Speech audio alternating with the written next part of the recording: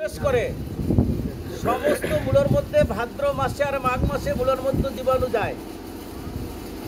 মাঘ মাসে বা ভাদ্র মাসে মূলা খাইলে মূলার মধ্যে জীবাণু ঢোকে, সমস্ত জীবাণুগুলো মূলায় প্রবেশ করে। এই জন্য মাঘ মাসে আর ভাদ্র মাসে মূলা খাওয়া নিষেধ। শ্রাবণে শাক খাবে না। পৃথিবীতে যত শাক আছে দ্বাদশীতে শাক খাবে না, কারণ যেমন চন্দ্র এবং সূর্য গ্রহণ হইলে পরিপাকতন্ত্র স্থির থাকে, তেমনি করে দ্বাদশীতে পরিপাকতন্ত্র স্থির থাকে। এত নম্র খাবার খাবে যা আমার শরীরের উপযোগ্য হয়। যদি আমরা এমন কোনো বস্তু খাই তা পরিপাকতন্ত্র সেটা হজম করিতে সক্ষম হবে না। এই জন্যই দ্বাদশীতে শাক খাবে না, শ্রাবণে শাক খাবে না। ভাদ্রে দধি বর্জন, ভাদ্রে দধি খাবে না। ভাদ্রে দধিতে জীবাণু থাকে যা শরীরের উপযোগী, শরীরকে সে রোগ জীবাণু শরীরে ঢুকিতে পারে। হ্যাঁ, আর আশ্বিনে পটল খাবে না। আশ্বিনে পটল খাবে না। আমার গোবিন্দ শয়নে গেলে আমরা শাস্ত্রে শুনেছি যে পটল গোবিন্দ নাকি বালিশ হিসাবে তাহা ব্যবহার করেছে, তাই কলমি শাক খাবে না। কলমি শাক আজীবনের জন্য পরিত্যাগ করা বিধায়, আজীবনের জন্য। কলমি শাক, কলমি শাক, কলমি শাক, লাল শাক, কলমি শাক, লাল শাক, লাল শাক, অক্তবর্ণ শাক, অক্তবর্ণ যেটা লাল শাক, এই শাক খাবে না। বৈষ্ণবের জন্য নয়, বৈষ্ণবের জন্য। যেমন রসুন পেঁয়াজ এইগুলো অখাদ্য। তাহলে কি বলেছে আমি? আশ্বিনে দুধ খাবে না, ভাদ্রে দই খাবে না, ভাদ্রে দধি খাবে না, আশ্বিনে পটল খাবে না, কার্তিকে লাউ খাবে না, কার্তিকে অলাবু খাবে না। অলাবুতে জীবাণু প্রবেশ করে আছে, তাই কার্তিকে অলাবু খাবে না। অর্থাৎ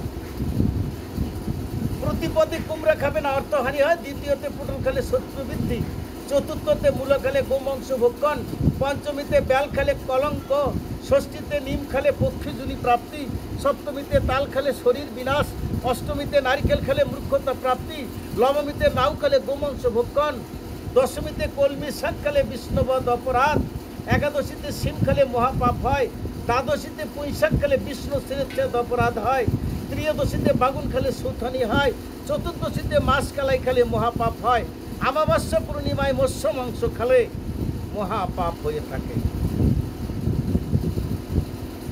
ঠিক দিনের মধ্যে এই কয়েকদিন একটা করে জিনিস বাদ দেবে, এক পক্ষ হইতে আর এক পক্ষ পর্যন্ত, শুক্লপক্ষ এবং কৃষ্ণপক্ষ দুইটারই একই বিধান। এইগুলো সনাতনীদের মানে চলাই উত্তম। সাধুগুরু বৈষ্ণবেরা যা মানে চলছে আজীবন পর্যন্ত। মাছ, রাজমাস মানে বটবটি, নরকাকালাই আজীবন পর্যন্ত বৈষ্ণবগণ খাইতে পারবে না। যা ভগবানের কাছে নিবেদন হবে না তা বৈষ্ণব কি করে খাবে? আজীবন যতদিন জীবিত থাকবে। রাজমাস, শিম খাওয়া, শিম এত নিষ্পাপ, শিমের কথা বললে অসম্ভব লেগে যাবে। শিম এত নিষ্পাপ বস্তু, শিম খাওয়া নিষেধ করেছে।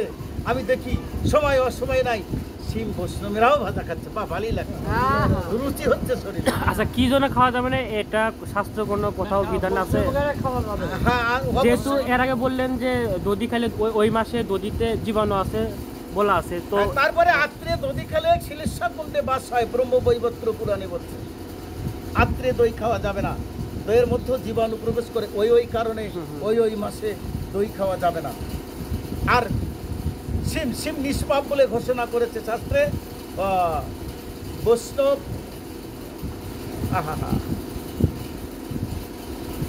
ভক্ত কণ্ঠহারে, ভক্ত কণ্ঠহারে সাধুগুরু বৈষ্ণবের জন্য এই জিনিসগুলো নিষেধ করেছে। তবে কারণ তো অবশ্যই আছে, কারণ তো অবশ্যই আছে যে এইগুলো তো আমরা খাদ্য তালিকায় থেকে সম্পূর্ণ কথা একেবারেই আমাদের কণ্ঠস্থ নয়, কিন্তু যেগুলো খাদ্য যেমন শালগম, গাজর আজীবনের জন্য পরিত্যাগ, ভুঁইছাদু, ছত্রাক মানে যেটা ব্যাঙের ছাতা, এটা খাওয়া একেবারেই নিষেধ, খাওয়া যাবে না। খাওয়াই যদি না যায় জন্মলে দিব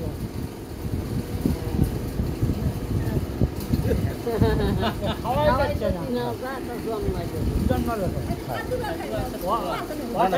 মম নিয়ে আসাই হবে এই জন্যই ভগবান আমাদের লোভ লালসার জন্য করেই এই জিনিসগুলো সৃষ্টি করেছে। দেখি তোমার কোনটার প্রতি লোভ হয়। এই যে অচ্যুত নামে শাক, ইহা সেবনে হয় কৃষ্ণের অনুরাগ। বিপুল পুণ্যর কালো শাক ভক্ষণ করিলে জন্মে জন্মে বিহারায় বৈষ্ণবের সনে। হেলেঞ্চা শালিঞ্চা শাক ভক্ষণ করিলে পরাজ্ঞ থাকে দেহ কৃষ্ণ ভক্তি মেলে। দেখি তুমি কোনটা খাও। সর্বশাস্ত্রে কয় থোর মশাই ভক্তি হয়। তাহলে যে বেত শাকে ভক্তি হয়, বৌত শাক, তার ছেড়ে মানুষ অন্য শাক খায়। তাহলে শাস্ত্রে 100টা শাকের কথা আমার গৌরাঙ্গ মহাপ্রভু চৈতন্য চরিতামৃতে বর্ণনা করে গিয়েছেন। কোন শাক খেলে কি হয় সেটা বাদ দিয়ে যদি আমি ওই যেটা খাওয়া যাবে না সেটাই যদি খাই তাহলে কি হবে? কোন শাস্ত্রে বলা আছে, নামটা বলা যাবে? চৈতন্য চরিতামৃততে আছে। মহাপ্রভু মা যখন শাক 19 প্রকার শাক রান্না করেছিলেন তখন মহাপ্রভু খাচ্ছে আর শাকের বর্ণনা করছে যে কি শাক খেলে কখন কি মাসে খেলে তার ভক্তি হয়। ঠিক এইভাবে দেখুন, তা মহাপ্রভু বলে গিয়েছে চৈতন্য চরিতামৃতে। কিন্তু সবাই পড়ছে শাস্ত্র, কিন্তু কারো মনে থাকে কারো থাকে না, কারো মেমোরি আটকে, কারো মেমোরি থাকছে না। এইটা হলো সমস্যা। তাই যে শালিঞ্চা হেলেঞ্চা শাক ভক্ষণ করিলে অরাগ্য থাকে দেহ কৃষ্ণ ভক্তি মেলে। তার দেহটা অরাগ্য থাকে, তার দেহে কুস্বপ্ন দেখে না, কিন্তু তার সময় মতো খাইতে হবে। আমরা দিন আমরা শাস্ত্রে দেখেছি রাধারানী বেল খেয়েছিল, সেই জন্য রাধারানীর কলঙ্ক। ষষ্ঠীতে বেল খেয়েছিল, হ্যাঁ, পঞ্চমীতে বেল খেলে কলঙ্ক হয়। কলঙ্ক তারই হয়। এখনো মেয়ে বা পুরুষের কলঙ্ক উঠবে যদি পঞ্চমীতে বেল ভক্ষণ করা যায়। পঞ্চমীতে বেল খাওয়া যাবে না। রাধারানী খেয়েছিল তাই তার কলঙ্ক হয়েছিল। আর একটা জিনিস, রাধারানী ওই চতুর্থ তিথিতে সূর্যকে চন্দ্রকে দর্শন করেছিলেন, এই জন্য রাধারানীর কলঙ্ক, নইলে কলঙ্ক হতো না। পরের প্রশ্ন বলো। আরো অন্য অন্য জিনিস খাওয়া নিষেধ আছে। হ্যাঁ দিদি, নষ্ট চান দর্শন নিষেধ।